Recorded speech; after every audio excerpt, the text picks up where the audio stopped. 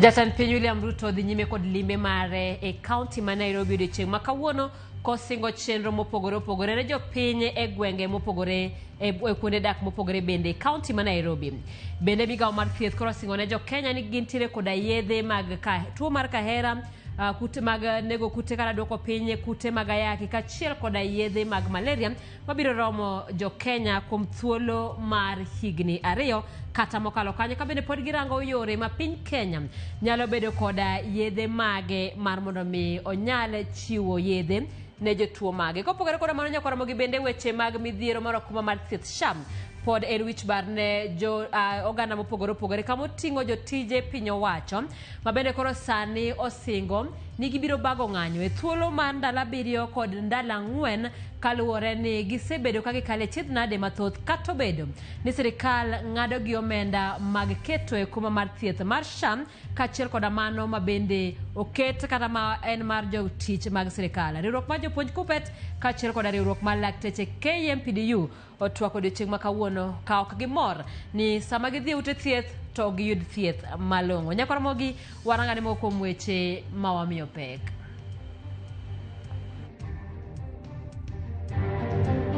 We are pleased to report that we have secure stock levels of key ARVs and testing kits with supplies ranging from several months to close to 2 years. Migawo mar thieth ochako chwalo yedhe mag malaria, TB kachiel kod mag gayo kute mag ayaki e gwenge ma pacho ka. Next week on 18th, we'll have a mega demonstration from Kenyatta National Hospital to Social Health Authority to put petition there. Riwruok lakteche KMPDU kachiel kod mar jopuonj KUPPET obono dhi ng'anyo juma manyien e wi ng'ikruok mar okumba mar SHA. Doho mamalo dagi reso gavana ma Meru Kawera Mwangaza tok puodho thicho mare e apisi.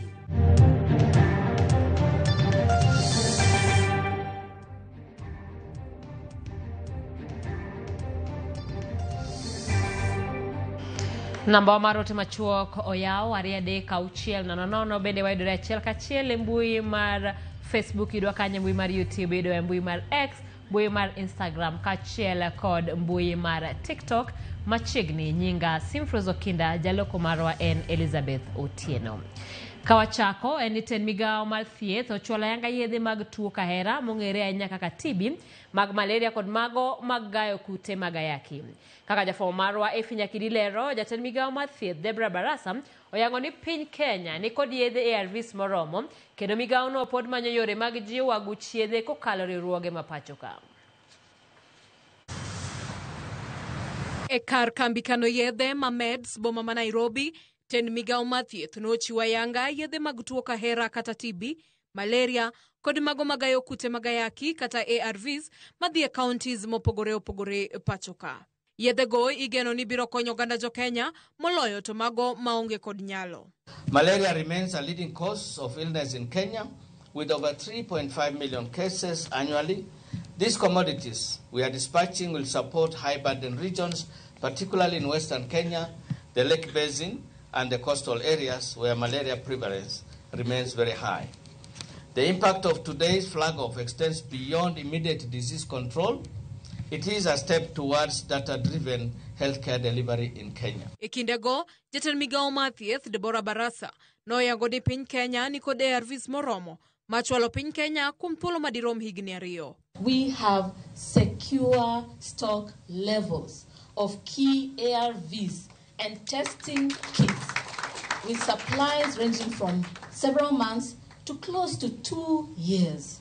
Specifically, we have adequate supplies of TLD, pediatric ARVs, nevirapine suspension, and other HIV testing commodities. Kaluwore gi Barasa, kata obedo ni piny owacho kod migawo mar thieth osegoyo okang' e dino rode ma e sekta mar thieth ahinya to yor omenda. Pod nitie okenge mowinjore ket tim mabero sekta no moting'o neno ni jogo manigi kute mag ayaki tiyo gi okumba mar thieth kod medo tego chenro mag thieth pacho ka. Integrating HIV patients into the National Health Insurance Scheme, which is the Social Health Authority SHA, to ensure swift distribution of essential commodities and also health service delivery for people living with HIV. Dr. Andrew Mulwa, ma en jatend NASCOP, oyango bende ni yedhego gin manonyiew kapok jatend piny Amerka Donald Trump ogolo chik machungo sir. Kendo moko kuom yedhego nodonjo pachoka ka chik makamano osechak ket e tim. Procurements for HIV, TB and malaria takes between 3 and 6 months. So all these products had been procured, and a lot of them, some of them were actually delivered during the stop work order period. Others had been delivered just before. We are not talking about drugs that are in shipment. The drugs are here. What we do not have is the distribution mechanism. Meds do not have the authority or the free hand to distribute the products. Korka kore, jagoro mongirore migao mar thieth Mary Mudhoni nopuoyo kang' makamano kendo medo ni nitie dwaro mar jiwo sirkande mag counties mondo chiw yedhego e yor ler kendo kaka owinjore. It is important to urge the county governments, the faith-based facilities, to ensure fair, efficient, transparent distribution of these supplies. This is to avoid stockpiling in certain facilities or by specific individuals while others are suffering. Magi timore e kinde ma piny owacho potemo manyo kendo bero aguch yedhe kaka achiel kuom yore mag chung' kar kendgi e kinde ni masir mawuok e pinje maoko neno ka gima duono. Efi Nyakidi, Ramogi TV, Nairobi. Ero kama nanya Efi Nyakidi kawadhi nyime ni moko kuom jotije mag sirikal obono dhi e ng'anyo juma manyien ka sirikal oremrieyo chenro margi mar thieth ma sani kelo achiedhnade mathoth e ngimagi. Ero mopogore jopuonj kod lakteche ywak ni sirikal oserem chwalo omenda ming'adogi ne okuma mar thieth gima koro mono ute thieth chiwo thieth madwarore ne jotije sirikal. Solidarity. Jotije sirikal e sectors mopogore medo nyiedhore oko kendo ywak kaluwore kod okuma mar thieth magiwacho ni ok tinegi. Jopuonj, obila, lakteche kind jotich mamoko ywagore e wi rem yudo thieth makare bwo okumbano kata obedo ni ng'adogi omenda giko dwe ka dwe. Riwruok mar lakteche KMPDU obono luongo ng'anyo mar tipo mar jotij sirikal duto juma manyien ka wachgi mar okumba mar thieth ok olosi. We have resolved, both as KMPDU and as UKCS, that next week on 18th we'll have a mega demonstration from Kenyatta National Hospital to Social Health Authority to put petition there. Then we proceed to the Ministry of Health, then we'll proceed to the Ministry of Public Service, and then to Treasury. Kaluwore kod laktechego, duol mar SHA lero ni omenda ming'ado jotij sirikal ok chopnegi kata obedo ni magi duto gin bede sirikal. So a government deducts the money from the employees and say that they have not remitted to the government, and therefore the government decided not to give services to the workers. You had the governor of Makueni berating the minister yesterday about SHA not working. Shame on him. They're the very, very people in the counties who deduct money from us and don't remit to SHA. SHA don't pluck money from trees. Gichwang' laktechego lero midhiero ma jowadgi kaloe temo manyo thieth ne gin kata mana johera maggi. I have a colleague who had a baby admitted at a hospital in an ICU. And he could not even get the admission, first of all, because he was told his cover is inactive. Another lady from the Ministry of Health, another senior doctor, went to Aga Khan, also turned away. Another doctor has cancer in Meru, was due for a procedure in one of the city hospitals. Could not get them. Didn't have $1 million for that because there was no cover. We had to fundraise. Komachielo riwruok mar jopuonj sekondar Kuppet obono dhi e ng'anyo thuolo mar ndalo 7 mabiro e wi gowi mar okumbagi mar thieth ma sani osechopo bilion 11. The government has not honored part of its deal. Remember when we went on strike, we signed a return to work formula to return the medical capitation in total of 22 billion. Some little money was released in September to fix the teachers' capitation. Up to date, the teachers' capitation has not remitted 8 months after. Kotende kod jagoro maduong' mar Kuppet e yor kojolo Moses Nturima, jopuonjgo sani olornegi yudo thieth e ute thieth mag ji giwegi kod mag kanise gima koro hinyo ngimagi. Teachers are now forced to queue in public hospitals. Which public hospitals, you know? are inadequate in terms of medication and in terms of facilities. This means that teachers are sick, and when teachers are sick, they cannot attend to the students. Magi timore kinde ma obila bende osebedo ka ywak ewi okumbano magi wacho ni hinyo ngimagi kod mag joheragi. Jatend piny William Ruto tieko limbe mare mar ndalo 5 e kaunti ma Nairobi kendo kwayo jo Kenya gi yor ngera mondo bi oyiere kendo e yiero mar 2027. Ruto mane olimo kuonde chung' od bura ma Embakasi Central, West kod Kasarani ogoyo debe mare ka onyiso jodak ma Nairobi chenro mag dongruok ma sirikal mare oseketo e tim kaka chenro mar gero udi manyasani, okuma mar thieth mar SHA kod chenro mag konga piny e bore Nairobi. Jafwambo marwa mar siasa Chris Owino luwo limbe Ruto kendo loso ripot machal gi ma.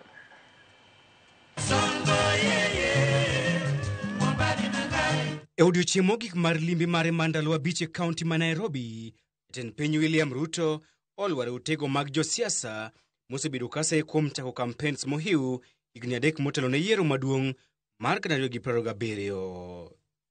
E kar chung' od bura ma Embakasi Central kod Kasarani, Ruto gi rieko okwayo jo Kenya mosebedo ka miye nyinge mathoth mondo omiye nyinge 10 kaachiel kod higni 10 ka jatend piny. Lakini hata nyinyi si munanitesa na majina mingi. Si mutaniua jameni, mutanimaliza na majina. Sasa mimi nataka tukubaliane. Watu wa Embakasi, mimi nataka tukubaliane. Si ndio? Nimekubali muniongezee majina mpaka ifike 10. Itoshane na miaka 10. Ama munasema namna gani? Sasa majina ndio ile mpaka hata jana naona mumeniongezea ingine. Kakayo mar kwayo jo Kenya ombulu, Ruto opedho rekod mare mag weche mag dongruok mosetimo kagero udi manyasani ma nengogi oyweyo, kelo okuma mar thieth mar SHA kod kongo apeyni maricho e kaunti ma Nairobi. Si mulisema nisomeshe watoto? Si nimepanga mambo ya madarasa? Si nimepanga mambo ya walimu? Si mulisema nipange ajira ya hawa vijana? Si nimepanga affordable housing?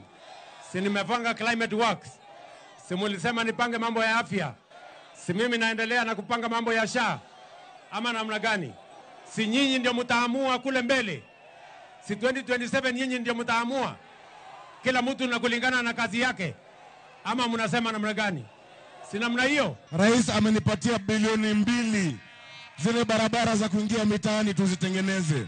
Tupigie rais wetu makofi kwa kufanya hivyo. Magibiro ndalo machuo kende bang' ogai mar Wiper Kalonzo Musyoka kod Rigathi Gachagua sayo William Ruto kumtiyo kod limbe mage e pacho kae e timo campaigns mohiu. Limbe mar Ruto e kaunti ma Nairobi en limbe mare mar 4 e gwenge ma ogai mar ODM Raila Odinga nie kod mbima pek mar siasa nyaka ne ODM kod sirikal mar Kenya Kwanza chak tiyo kanyakla. Pod okoyangore Ruto dhi limo gwenge mage bang' Nairobi e kind gwenge mag Masawa kod gwenge mag Kaluo. Chris Owino, Ramogi TV, Nairobi. Takoro chal ka gimosim ne gavana ma Meru Kawera Mwangaza tok do yango ni chenro mar thiche oko e telo ne oluwo chik. Jang'ad buche Bahati Mwamuye oyango ni thicho mane seneto timo higa mokalo ne ni kare. Kawera ne odhi e doho tok senet ne thiche oko kowacho ni chik ne ok oluwe chenro mar gole e apisi. Isaac Okech ni kod mathoth.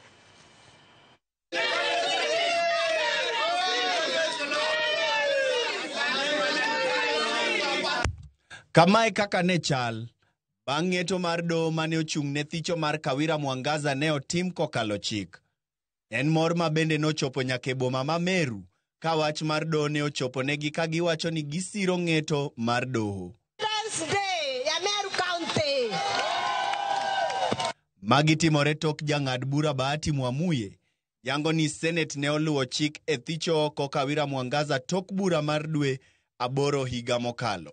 A declaration that the actions of the respondent to allow voting on the motion for removal of the petitioner from office on 21st August 2024, a day not gazetted as a sitting of the Senate, contravenes its constitutional mandate, hence the resultant resolution to remove the petitioner by way of impeachment emanating from the proceedings of 21st August 2024 is ultra vires, in law, thus null and void. Omedo ni kwayo mar Mwangaza e wito oko ng'eto mar Senate ne ok ochopo dwach chik. Bende ka wito oko weche mane Mwangaza olieko ni ne ok omiye thuolo ma oromo mar chiwo neno mare ka doho kwede kod chwalo buche ariyo e nyim doho ma Meru kod doho ma Milimani. The Gazette Notice number 10351 volume CXXV1 number 130 dated 20th August, published on 21st August 2024 and issued by the respondent communicating the decision and or resolution of the Senate to remove the petitioner from office as the governor of Meru County by way of impeachment is affirmed for the purposes of these proceedings. Senate higa mokalo ne opuoyo dwaro mar MCS ma County ma Meru mar thicho Mwangaza ka senators 26 nosiro ketho adek mane itudo godo Mwangaza. Mwangaza kokalo e okinde Elias Mutuma okwayo doho chungo ng'eto makamano mondo giyud thuolo mar chwalo buch ywagruok. Isaac Okech, Ramogi TV. Gavana Masia James Orengo puoyo jokanyo mag duond buch ODM kuom chung' motegno emise mane ochuoge kata mane ochuoge kata bende ni gikale midhiero ma opogore. Orengo wacho ni duond buch ODM en achiel kuom duond buche ma otegno kabisa e pinje Afrika ahinya nikech chung' margi matiyo ne jopiny. Kotwake gwenge mag Siriwo Central Game Ward e kinde mopogo kothe ne jopur makono opuoyo tendo gai mar ODM Raila Odinga koyango ni telo maber mosemiyo duond bura kata duond bura no chung' kar tiende e kedo ne ratich oganda jo Kenya. Omedo ni sirikande bende timo manyalore e chopo singo ne jodak ma kaunti no. ODM ndio chama kikubwa Kenya hii na katika eneo ya Afrika Mashariki ama Afrika Kusini. Hata ukienda Afrika Kaskazini kupata chama ambao ina nguvu kama ODM haiwezi kupata. Na sisi tuna chama, tuna mwelekeo, tuna itikadi na tuko tayari kufanya kazi. Ni wananchi kazi. Na pia nashukuru kiongozi wetu Raila Amolo Odinga na chama chetu wamesema ya kwamba chama ya ODM bado ni chama imara. Okani chama minyalo muonyo. Nyakaromo gi kanyo sa achiel dakika 15 waka uyo mokwongo chenro en mar ang'ich welo na mbui mar YouTube kanyo Eriko Woda wenda wacho neno waka in Migori. Isaac Ruto wacho ne Jeremy Otieno Wodiala watching from Murang'a County. Eriko Woda awendo wacho no kinda kiwacha dira Ruto oknyal neno yiero mar 2027 since nothing is working for Kenyans. Hata mambo ya SHA na education okethore ahinya to okwanyal miye okonyal katieko abich ok apar itemo Erika Woche wacho na TV ler Nairobi Kayole amoso joka buoch Karading Ongadi School kotelnegi kod awoche umashem wacho ni okinda weche ber Ramogi TV ya mor Evans Oyuga Wasonga Wuod Konge Amake kod Atotina Rosemary Oyuga gi Morris Ajuang Akukuja Buaja gi Main Sunday mar Flamingo Nakuru. Ramogi TV Masara Singa Nyakwar Odongo mar Wangneno West Kanyamkago asedonjo kendo atimo mos ne joma oyudo masira gote erokamano ahinya wakaw yoyo matin waduogi weche mathoth.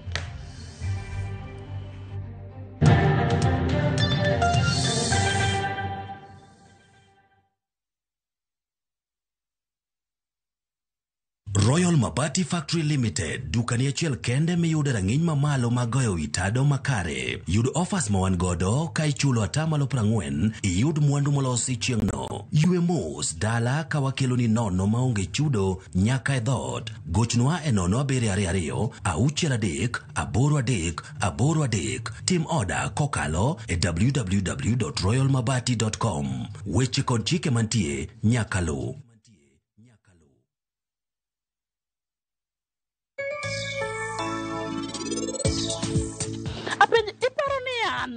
Gi status man tiere ni anyaro lower standards na mondo bi adage structures moko miluongo ni ot. Grand prize won! Win big with with the WRC Safari Rally 2025. Revisha and feel the road. Explore the Holy Land this Easter na View Travel. Embark on a 6-day Jordan adventure. Celebrate Easter Sunday Mass at Jesus Baptism Site, Mount Nebo, where Moses saw the Promised Land. Explore ancient Petra, tour Amman City and the City of Mosaics, and stargaze in Wadi Ram's enchanting night sky. All these and more starting from $1,490 per person sharing. Book now and lipa pole pole. Visit viewtravel.com or call and WhatsApp 0703 254 254. View Travel. Dream, explore, discover.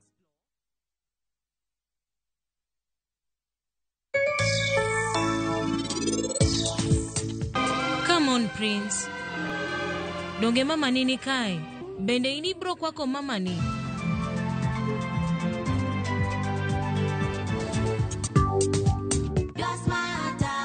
Subscribe to the Smarter Bundle today. Dial *544# or visit My Airtel app. Airtel Smarter Bundle. Browse, chat, call. Airtel Money. Airtel. A reason to imagine.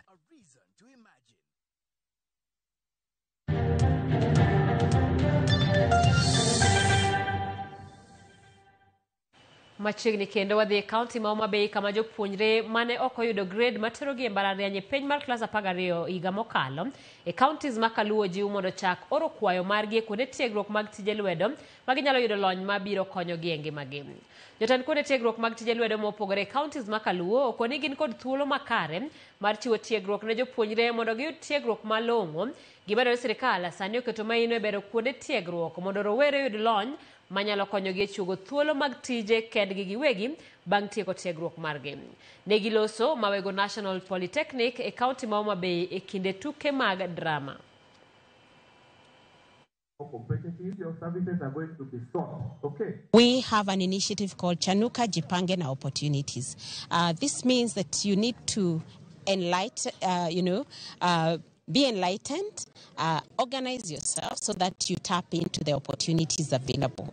But for today, we came to encourage them to learn other skills. For example, know yourself, understand who you are, because there are many different cultures. You're going to meet a different culture. So understand yourself so that when you go there, you still remain the person that you are. They are needed to do at least 3 exams, which is up to B1 level. We have done so far A1 and A2, and now we have started the syllabus for B1. After about 2 months, they shall be ready with the B1 level. It shall make them more proficient so that they can take up the job opportunities in Germany. Us being students, and we are soon going out there in the market to find jobs. So it's very important that we manage our income well, invest, and also be able to help ourselves and those who are dependent on us. Oganda jo Kenya maonge tije noyudo thuolo mar romo kendo twak gi jogo mandiko ji tije pacho ka kod pinje maoko. Romo kamano timre kar tiegruok mar Kenya Water Institute kama migepe mopogore opogore mandiko ji tije no chopo kendo chiwo puonj kaachiel gi thuolo mag ndikruok ne jogo mamanyo tije pinje maoko. Rowere moyuoro romono opuoyo okang' mane sirikal okawo mar kelo gi kanyakla gi migepe mandiko ji tich.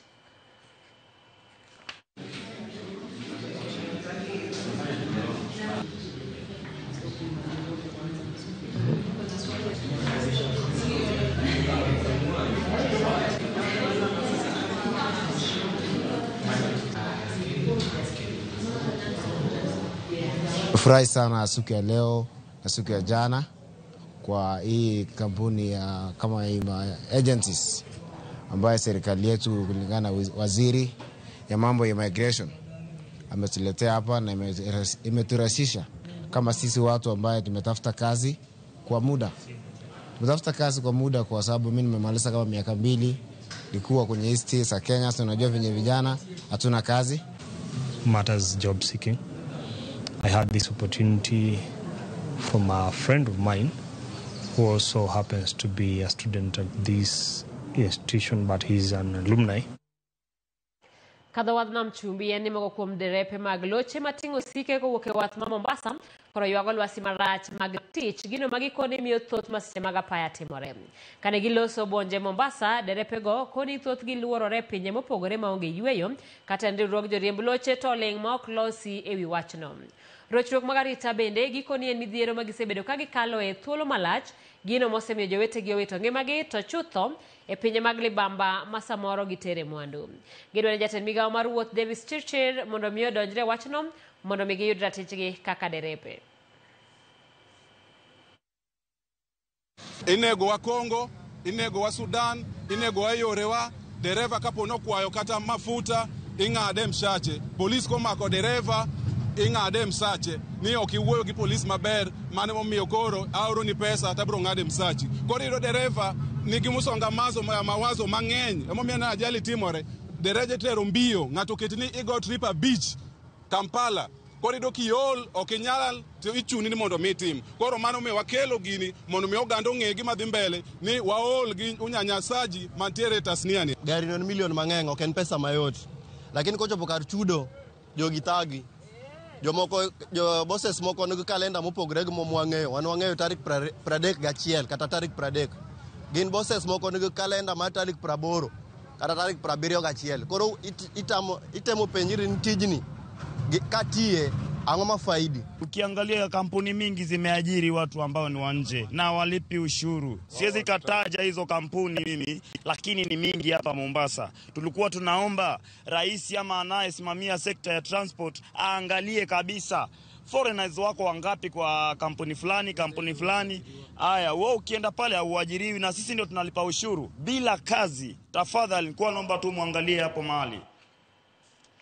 Riwruok mar jolok ohand majan mar chai pachoka kwayo piny owacho ma pachoka mondo miyo bag twak gi tend piny Sudan kaluwore gi kum ma giketo ne jo Kenya ewi tero majan mar chai e piny Sudan. Jaratije mar riwruogno George Omuga okoni okang' ma piny Sudan okawono dhi rocho malich mokalo uchumi ma pachoka to chutho ni mar Sudan en achiel kuom pinje 5 mosebedo ka tiyo gi majan ma thoth gi wuok Kenya. Kumno okoni timore seche ma mogo kuom majan nitiere meli kitero Sudan ka containers mayo 200 bende pod nitiere port ma Mombasa onego bed nitere pinyno. We have buyers and exporters who have running contracts with the tea importers in Sudan. And these running contracts, the buyers have already shipped out teas that are on the high seas. Some are lying at the port at Port Sudan. Some teas have been bought distant for Sudan market for the last 2 weeks that are still lying at the warehouses in Mombasa. The above will negatively impact the tea auction prices and have a serious negative economic consequences in terms of the farmers' returns and earnings. We therefore would like to request the Kenyan government, this is the immediate action we are asking the government to do, to urgently engage the government of Sudan to allow buyers and exporters of tea from Mombasa a window of at least 1 month to clear the already dispatched teas destined to Sudan, the teas in the high seas, and the huge stocks bought for Sudan market that are still lying in the warehouses of Mombasa. Yakaramogi wacha kwa kayo machielo aneno ka oter ochopoka. Bitu Somari wacho na Mogiler kan Nairobi. Walter Maguke wacho neno waka entiere piny mar Turkey. Dino Teato neno waka entiere Nairobi. Victor Ogwelra Mogiler awinje kantasi Nairobi. Evans Oko watching live from Puntland State, Somalia. Morin Janga Mogiler kan Saudi Arabia. Nelson Gwala baba kwa wacho ni Karuto eyo to kwa pingi adhigi sipid mamalo Swaya Mano Nelson. Anthony Mutuko watching live from Utawala Nairobi. Isayego Kinda Ramogiler kan Kongoro. Crispin Odhiambo wan Wood Wei kan Kibra Nairobi Ramogiler. Erokamana nyakwa Ramogi wakauyo matin pod wantigi weche mamoko ma waiko ni kikidhi mabor.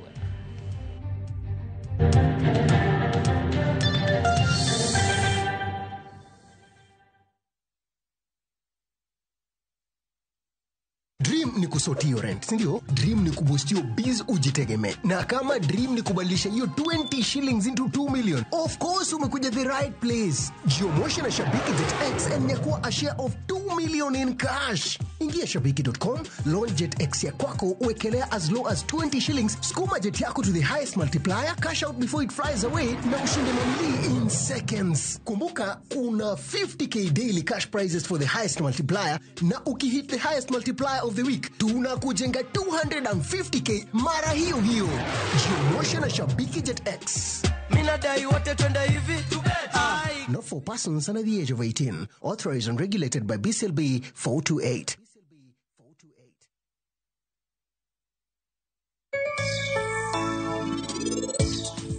How do you keep friendships? My son-in-law. Ineme nyalo konya. Okalo na ka watu wan. Kanyo tabere. Kanyo ta inge ji mang'eny. Ne wuog nao. Apenj iparo ni an gi status man tiere ni.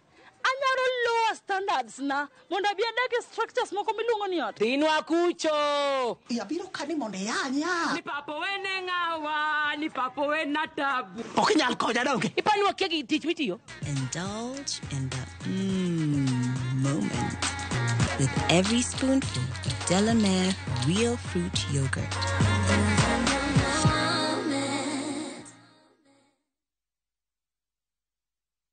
Na kuungamia Mungu Mwenyezi, nanyi ndugu zangu, kwani nimekosa mno kwa mawazo, kwa maneno, kwa vitendo na kwa kutotimiza wajibu. Nimekosa mimi, nimekosa sana. Ndio maana na kuomba Maria mwenye heri, Bikira daima, malaika na watakatifu wote, nanyi ndugu zangu, niombeeni kwa Bwana Mungu wetu. Mungu Mwenyezi atuhurumie, atusamehe dhambi zetu, atufikishe kwenye uzima wa milele. Amina. Dial *811*415# to get ungamo la dhambi.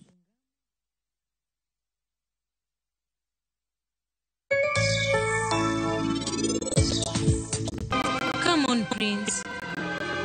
Donge mama nini kai? Bende ini bro kwako mama ni.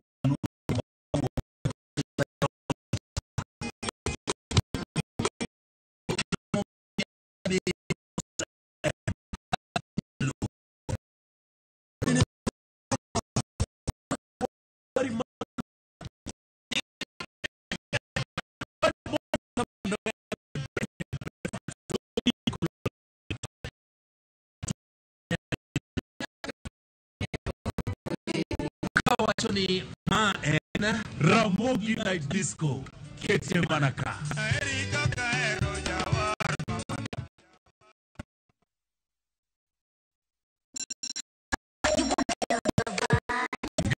So, what can we commit Maglo?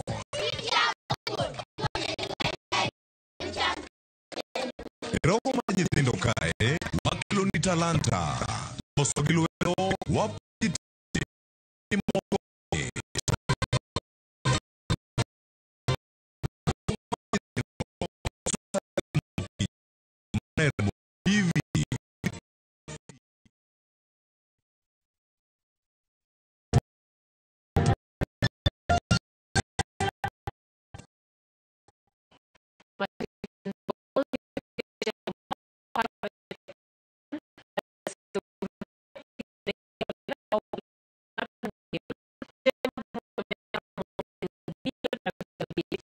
Omar Hotima Migori Malero Chino Ibi Toki.